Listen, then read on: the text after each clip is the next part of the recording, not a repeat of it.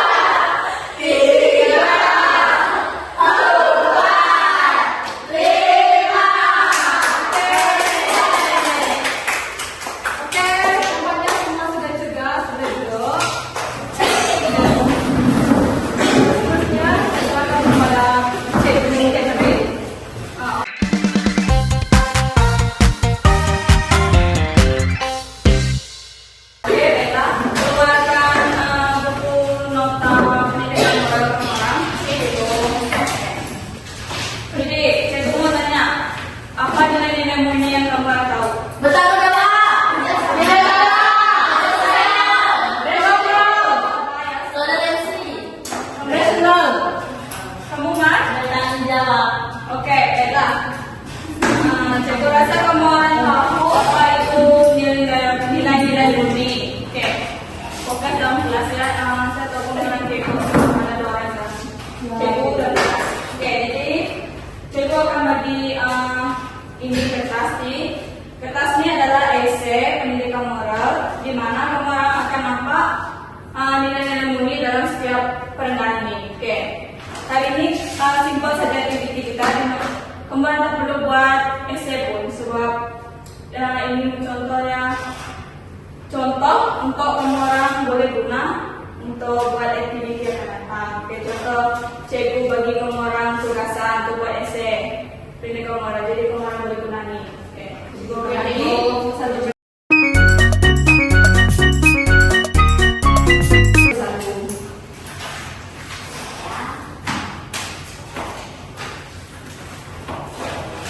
Cikgu bertanya apa kamu ada hari ini? Saya ada waktu hari ini. Saya cikgu teruskan dengan pelajaran cikgu dulu.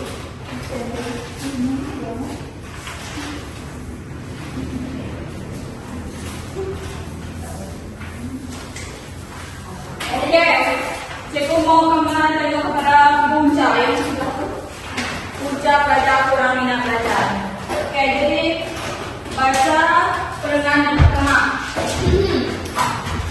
Belajar merupakan golongan yang memainkan peranan penting dalam menentukan kemajuan negara pada masa mendatang. Oleh itu, minat belajar amat diperlukan untuk melahirkan pelajar yang berilmu dan berakhlak mulia. Namun begitu, terdapat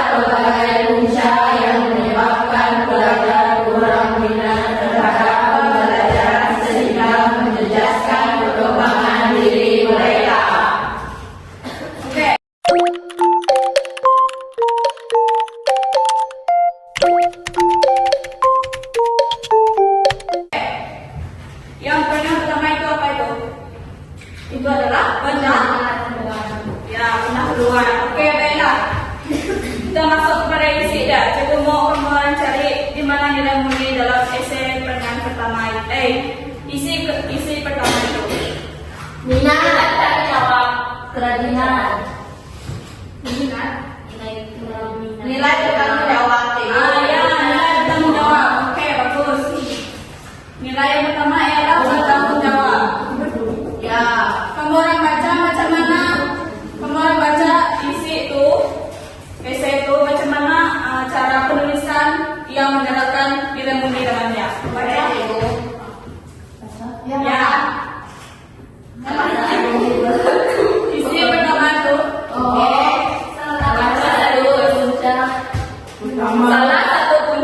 Salah satu punca utama belajar kurang minat belajar ialah sikap belajar sendiri. Pelajar yang tidak mempunyai kesadaran diri dan pengalaman hidup yang jelas sering bersikap malas setelah tidak bersungguh-sungguh dalam pelajaran. Mereka mengabaikan tugas sekolah karena tidak memanfaatkan masa dengan baik.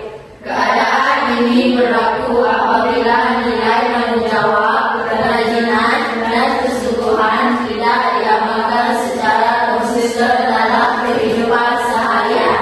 Oke, apa nilai murni dia? Adakah satu? 3. Apa lagi? Kerajinan. Lagi? Kesungguhan.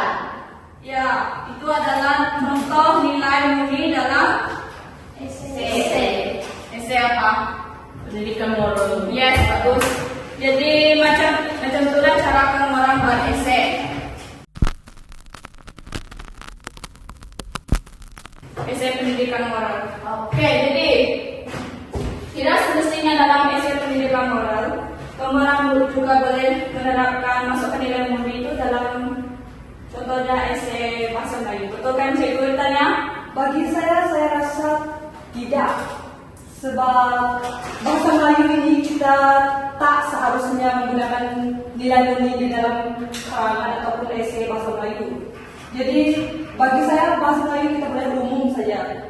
Yang kalau dapat kita tambahkan, kalau tak perlu kita tak perlu tambahkan. Contohnya macam pendidikan moral ini saya rasa tak perlu. Kenapa tak perlu? Nilai-nilai itu bagi saya tak perlu diletakkan dalam karangan BM sebab soalan yang mungkin ditanyakan dalam esai BM juga tidak melibatkan nilai-nilai murni yang seperti cikgu ajar sekarang ini. Oke, jadi kemarin paham apa yang kami berdua beritahu? Tidak, cikgu. Ada yang nilai perlu ataupun tidak? Oke, begini tidaklah. Contohlah soalan dalam esai bahasa Melayu. Oke, kalau dia logik, contoh soalannya adalah punca mengapa murid kurang minat belajar. Oke, di dalam sana kenapa murid kurang minat belajar? Jadi kamu boleh letakkan nilai-nilai kamu jawab macam ini tadi. Dia logik kan, boleh letakkan nilai murni dalam esai kamu kan. Oke, senang cerita, kamu orang boleh letak nilai murni dalam esai kamu orang bahasa Melayu. Tetapi untuk pendidikan moral diwajibkan untuk kamu orang letakkan nilai murni dalam esai kamu orang. Sebab ini adalah subjek pendidikan moral. Mbak kata cikgu tanya tadi, kalau subjek bahasa Melayu tidak perlu letak pun oke. Mengapa? Sebab bahasa Melayu ini dia ikut format. Kalau kamu orang tak letak nilai murni dalam itu pun, maka kamu orang pun masih oke. Jadi ada yang mengatakan macam mana mau buat esai pendidikan moral? Oke, benar. Saya rasa itu saja. Cikgu akan menguji tahap pemahaman kemudian dengan aktiviti yang cikgu akan melakukan nantilah. Oke, kita teruskan dengan pengajaran bahasa Melayu. Cikgu bertanya, silakan.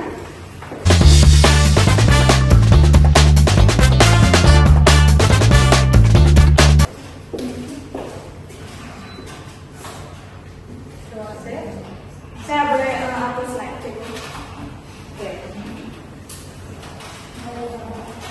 Oke, seorang boleh papan tulis. Cikgu tulis.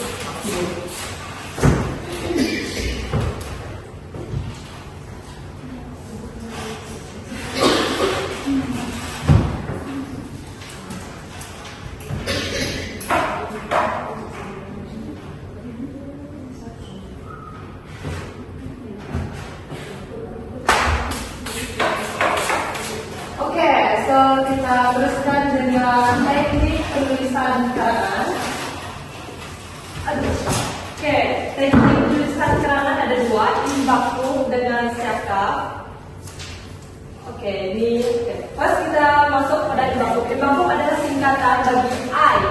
I itu apa? Bunyian. Mengumpul maklumat. Banding. Analisis. Kuasa diri atau hukum. Ulang kaji. Pengaplikasian. Oke, bagus. Dan mari kita ulas satu persatu. Contoh dari I, ingat.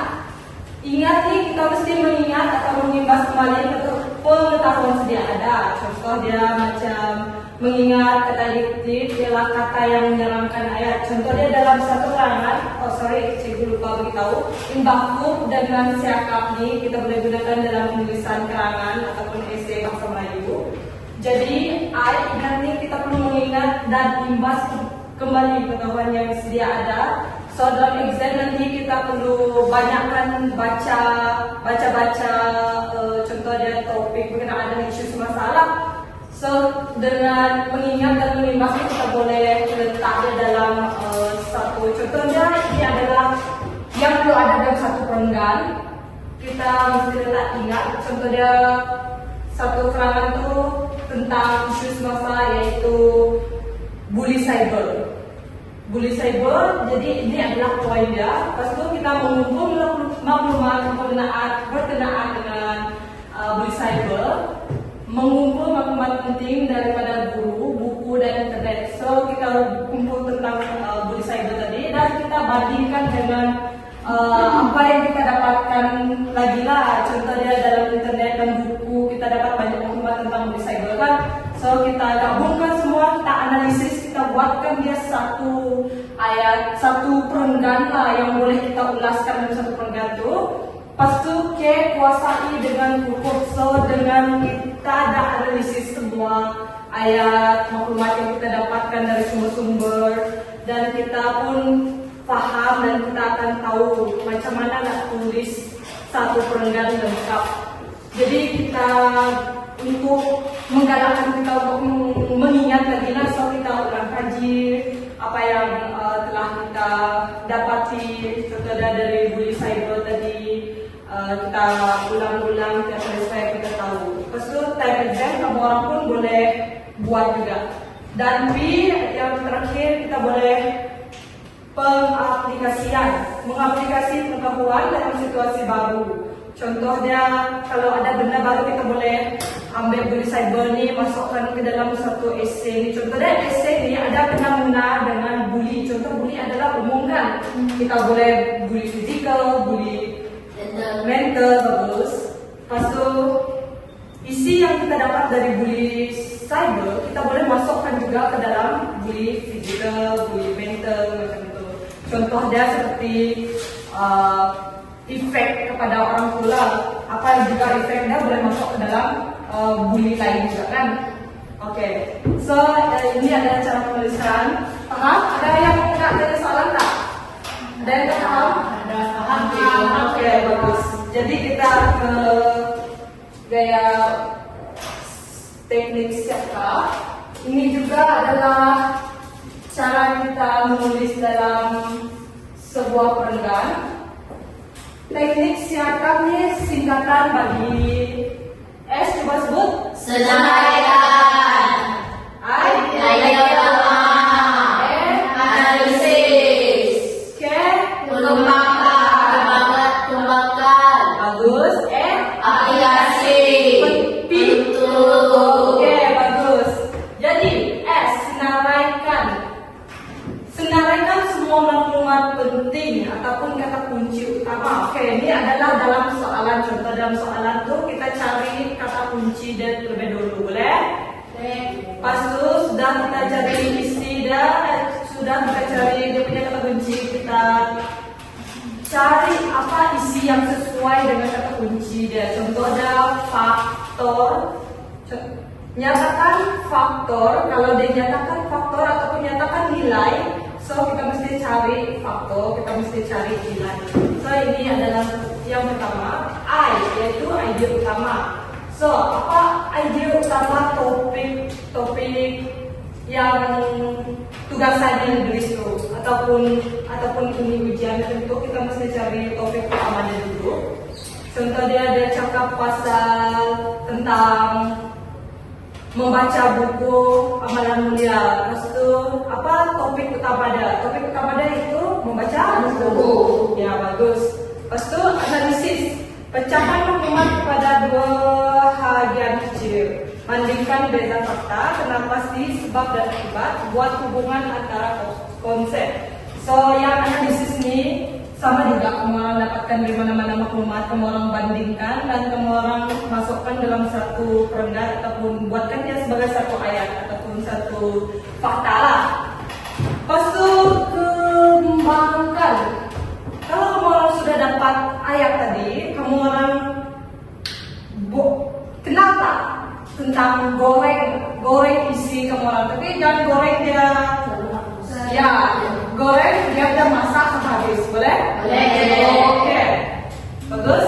So ini kembangkan kamu orang punya ide yang kamu orang dapat dari beberapa dari mana kamu orang dapat ide itu. Kamu orang aplikasikan cara gunakan ilmu dan situasi sebenar, latihan atau contoh soalan ini kamu orang aplikasikanlah. Yang macam cikgu cakap tadi, aplikasikan dia macam kamu orang buat kamu orang salin, lepas itu kamu orang buat perbandingan yang lain, lepas itu kamu orang dapat poin utama kamu orang, jadi kamu orang buat latihan mengenai poin itu. Lepas itu yang terakhir yaitu penutup. Jadi dalam satu perenggan itu kamu orang lebih bagus letak dia punya penegasan isi. Tahu tak bagaimana buat penegasan? Tahu kesimpulan. Oke, cikgu beritahu lah. Di akhir baris perenggan, kamu orang boleh letak tegaslah bahwa ataupun oleh itu tegaslah bahwa. Jelaslah bahwa boleh, bagus. Oke. Sepertinya cikgu rasa kamu orang dah paham semua tentang benda-benda macam ini kan? Oke. Ya, kalau kamu orang tak paham, kamu orang boleh tanya mana-mana antara kamu dua lah. Ya, oke. Selanjutnya PPT yang kami cukup yang sediakan pada pagi ini tadi.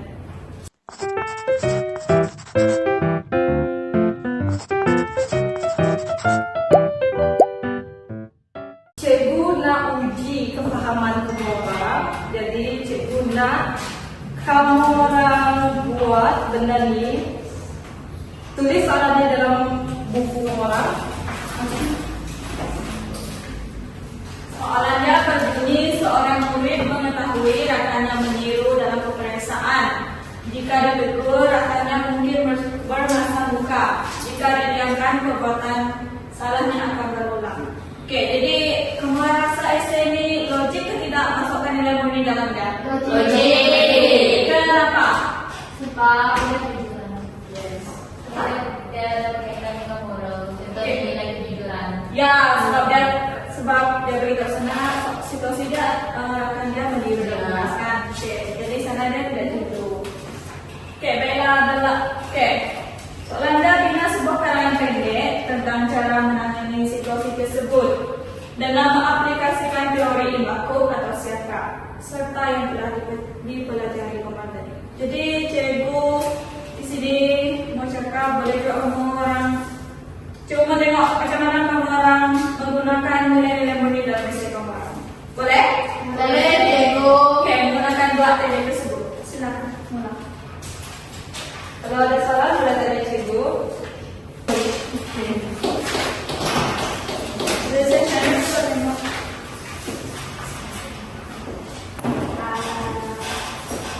Oke, bagus.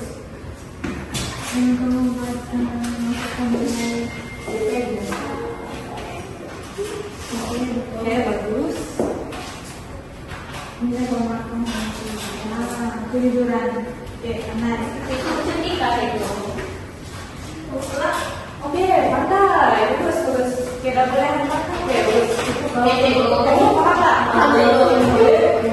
Ini kadang-kadang belum kita bayar dong. Sudah banyak gunakan nilai-nilai ini.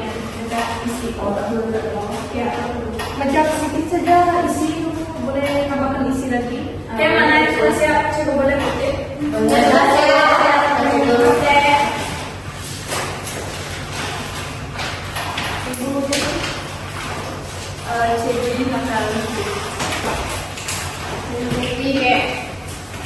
nampaknya kita tidak dapat berbincang untuk essay yang terakhir ini. Essay soalan tadi sebab masa tidak mencukupi, jadi Pakul pemaham apa yang kami doa ajar.